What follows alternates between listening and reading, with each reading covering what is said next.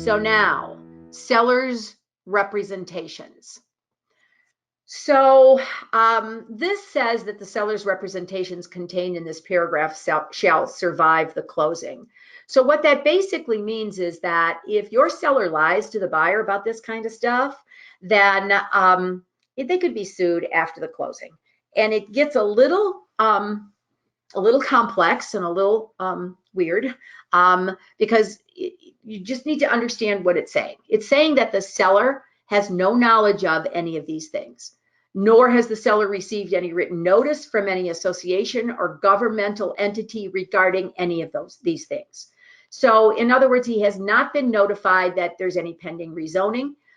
He has no knowledge of any zoning, building, or fire or health code violations, no boundary line disputes, no eminent domain proceedings, no easements that aren't shown on the surveys. There's no hazardous waste on the real estate. And basically A through F is pretty standard kind of stuff. But G says no real estate tax exemptions to which the seller is not lawfully entitled. So I want to talk about that one for just a second.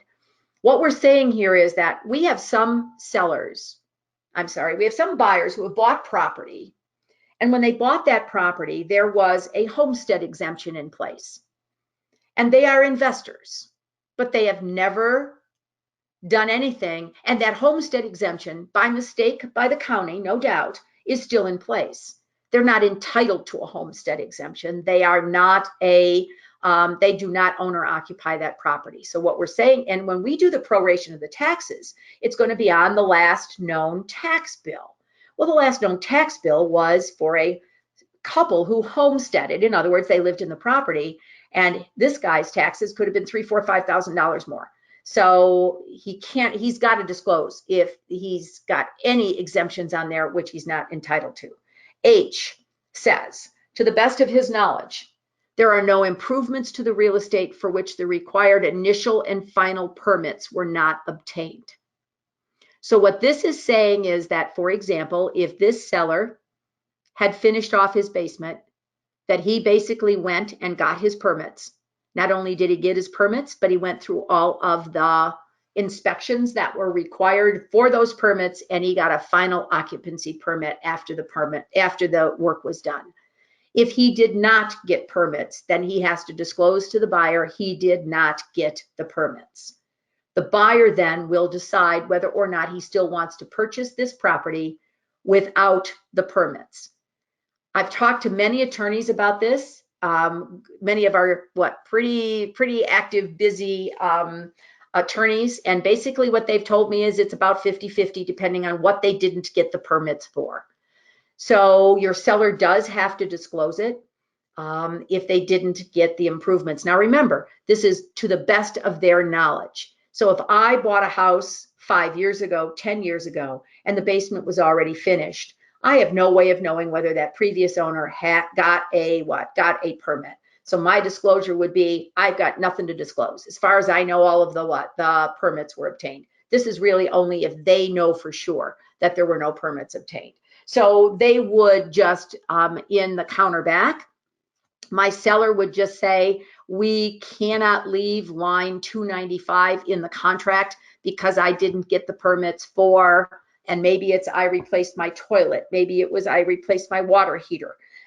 Maybe it was that we had somebody, more than one somebodies, who did not get a permit to put a room addition on their house. Now, I, for the life of me, cannot figure out how you can put a room addition on without getting caught by the municipality, but it's happened more than once. That's a huge problem. I don't think anybody should be buying a house without a permit for a room addition put on the back of the house. But we've seen it with fences with no permits. Now you got to worry about whether or not those fences are encroaching and have to be moved. So the seller has to disclose whether or not they got all of the improvements. The seller further goes on to say there are or are not improvements to the real estate which are not included in the full determination of the most recent tax assessment. By the way, the number one reason people do not go get permits is to not get taxed on that improvement. So there's a good chance that even if they lied about H, they're going to have to initial that there are no improvements which are not included in their most recent tax assessment. And there's a high probability no permit, it's not in the tax assessment. That's why that's there. The next one says there are or are not improvements to the real estate which are eligible for the home improvement tax exemption, because those have what they run out. So if you've got a home improvement tax exemption, then you better disclose it, because the taxes are going to be higher in the years to come. And then we get into the special service areas or special assessment areas. So all we're saying here, and if you're a buyer agent, this issue of unconfirmed pending special assessments or special service areas, the special service areas should be in the MLS. It's mandatory that I put in there that it's in a special service area.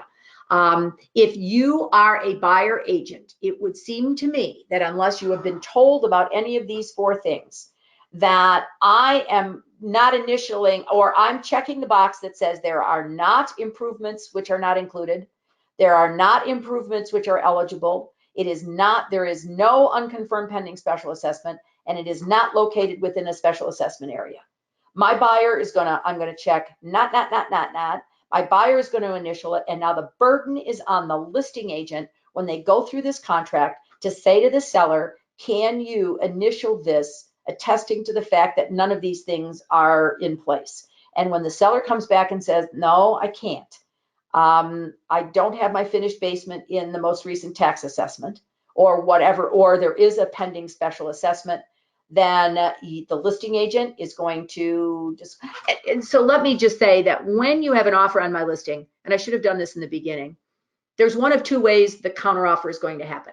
Either I, the listing agent, I'm going to take this contract, sit down with my seller, and I'm going to be changing everything, crossing out what we don't want, putting in what we do want on what you sent me, and we're going to have my seller initial all of those changes. I'm going to send it back to you, and your buyer is going to initial them, and we have a deal when my seller signs. Or I am going to email you, I'm going to call you and say, change this line, this line, this line, cross this line out, do this. I'm going to send you an email that says this is what we need you to do, because all of it should be followed up in writing. So I'm hard pressed here, more than any place else, to exactly say how this is going to come down, because it could be that I just have my seller check the box that says there are improvements, and then I have to have your buyer's initial that we moved it from R not to R, if we're going to send it back to you and do it all on the one that the buyer agent wrote. Does that make sense? So you're going to have to look at this and figure out how it's done in your, and by the way, that's marketplace specific. There's some, and agent specific. Some agents like to do it so that we have a paper trail, if you will, of how we got from the original contract to the final one by just doing everything on the same original contract. Next is, that was just the end of that that last one. This is the real estate tax escrow. It is not used very often, but in the event the real estate is improved but has not been previously taxed, the entire year is currently improved, we're going to hold out 3% of the purchase price until we figure out what the tax bill is. And here's an example. Developer bought a $250,000 house, pretty much tore it down and built an $800,000 house. The tax bill for last year was on a $250,000 house for almost the entire year.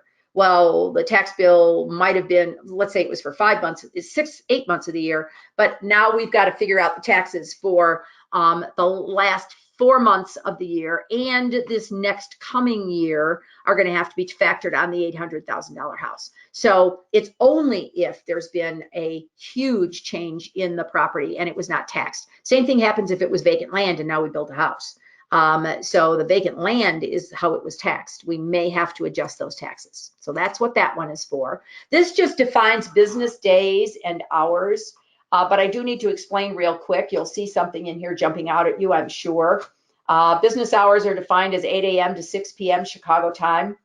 I know you're going, say what? There is no Chicago time. Yeah, well, we have people who didn't know what Central Standard and Central Daylight Time was, so that's part of the reason it's in there. But the other part of the reason it's in there is that we have a lot of transactions with our friends and neighbors in Indiana, and they don't always change their times. So it was much easier for us to just, and there are people across the country who have a hard time figuring out what all of this means. So we just decided Chicago time made sense, even if it's not official.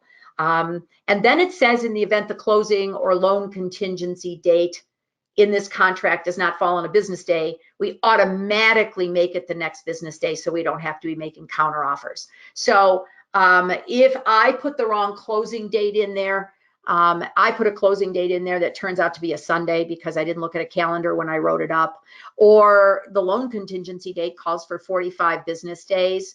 Now I know 45 business days should not make that thing fall on a on a weekend, but it could fall on a holiday or whatever. That's a federal holiday. So that's why we put it in there, just to be able to put that into the next business day if necessary, without making an official change to the contract. This simply says that electronic or digital signatures are legal and binding for the negotiations of this contract. So if you are using Dotloop, or you're using DocuSign, or you have a PDF and they are signing the contract with an official signature in a PDF, all of that is absolutely fine in the negotiating of contracts. Now, talk to your managing brokers about that. We want to make sure that we're not telling your managing broker could say, we want we want what they call it, wet signatures on things, but for the most part, everything is fine with the electronic or digital signatures. This is the direction to escrowee, and in every instance where we mention the contract could be null and void, and it comes up about 8 or 9 different places in the contract, or where the contract can be terminated, it is automatically incorporated the phrase, "and earnest money refunded upon the joint written direction by the parties to the escrowee, or upon an entry of an order by a court of competent jurisdiction." Now, the reason we did this was in order to try to keep this contract from being any more than 13 pages long. We used to have this mentioned every single place where we said contract is null and void or contract is terminated. We put those 3 lines in there. We saved a lot of room by putting it all in one place. But what this is saying is that it says joint written direction up by the parties. Once the deal falls apart or the transaction is gone, for whatever reason, we still, by license law in the state of Illinois, if one of us as brokerage companies is holding the earnest money, we cannot return the earnest money unless we have joint written direction of the parties or specific direction from the attorneys to return the earnest money. And in many cases, the attorneys will not give us that direction. The buyer's attorney, when he writes the letter that says the contract is null and void, my buyer couldn't get their mortgage, we request the return of the earnest money, he is requesting the return. But now we got to get the seller's attorney to sign it. And if the seller is saying, I don't want to give the money back, believe me, that attorney's probably not going to sign it either. So this is just saying we have to have joint written direction of the parties. And then it goes on, starting in line 332, to talk about something that the escrowee could do if, in fact, we're having somebody falls off the face of the earth. So I'll give you the example of why it was originally put in here. We're still using it, but there were times when we had a lot of short sales going on. A short sale happens when a buyer wants to buy a home where a seller owes more money on the house than the house is going to sell for. And in order for the buyer to be able to buy it, the lender has to approve taking less of a payoff than what they are owed. But the seller still owns the home, the bank does not own it. So we still have to have a seller there to sign all the documents and go to the closing. Well, some of these sellers that we've dealt with were not just behind with their payments to their lender, they also owed the IRS, and we think a bunch of people who might have been hired by some unsavory characters, because some of these people took off. Some of these people took off and went to live in a treehouse in Aruba or whatever, and we couldn't find them. Well, our transaction is now dead. Our transaction cannot close because we cannot find the seller. So how do we get the buyer's earnest money back to them when the seller is on the lam, as they used to say in bad black and white movies? So how do we do that? This gives the escrowee the ability to send a letter to the addresses that are on the sales contract and say, we're going to give this earnest money back in, let's say, 10 days, in 14 days, I'm sorry. And you have 10 days to tell me to not do that. And if you don't say anything to me within 10 days, I'm giving this money back to the buyer. And the license law allows for this. This allows us to be able to move that money, but it is an option on the part of the escrowee, in other words, whoever's holding the earnest money, but it is there. So it is a way, thank goodness, to get the earnest money back to the buyer if we've got a seller who has just taken off. By the way, it works the other way too. We've had times where the buyers never showed up at the closing and the buyer's taken off. They're in the wind somewhere and we needed to get that money to the seller. The same thing can happen. So it's a way to get it to the right party, to the harmed party, if you will, if somebody takes off. So this is the notice paragraph 27, and this is for everything in the contract except paragraph 30. I'll cover that in just a little while when I cover paragraph 30. But this is how we are going to serve notice. It's going to be done in writing. It's served by one party, meaning buyer or seller, they are the parties, or their attorneys to the other party or their attorneys. And it's going to be done by personal delivery, or it can be done by mailing it to the address that's on page 13. It can be done by fax. It can be done by email. It can be done by commercial overnight delivery. Okay, so those are all the ways that notice can be served. And you and I, as realtors, do not get involved in the serving of notice, as we shouldn't, because the law is notice to an agent is considered notice to their client. So if you were to take a notice that had a time-sensitive issue to it, that your buyer had to respond by this date or lose his house or whatever, you get that notice, then his time started when you got it. All right, so everybody got that before I go to line 363. If a party fails to provide contact information on page 13, notice may be served upon the party's designated agent in any one of those manners that I just went through. Ladies and gentlemen, the bottom line is we need the buyer's name and mailing address and the seller's on page 13 of the contract. And we have had many people not putting the addresses on there. Well, we have no way to serve notice if we do not have an address. So it is up to you when you fill out this contract. If you do not put their addresses on page 13, then you will now be getting notices. And let me tell you, there is no way you should ever be getting notices for your clients. The last thing on here, G, says the party serving a notice shall provide courtesy copies to us, the designated agents.